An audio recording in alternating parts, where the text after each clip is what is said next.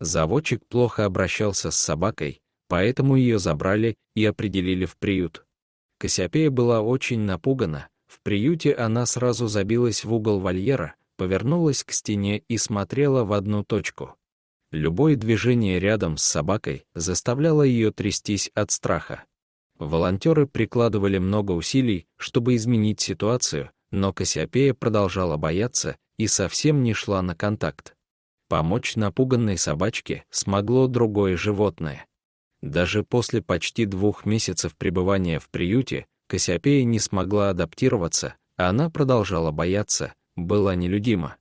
Через время собака стала разрешать людям себя гладить, но в процессе было понятно, что это скорее вынужденное действие, а прикосновения пугают ее.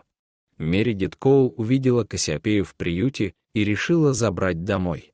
Проблемы с поведением собаки ее не пугали, а она была убеждена, что жизнь дома, забота и питание все исправят. К сожалению, адаптация в новом доме проходила так же сложно, как и в приюте. Дома у Мередит жил пес по имени Карлита. Женщина опасалась, что напуганная Кассиопея не сможет найти общий язык со взрослым псом и несколько дней не знакомила животных.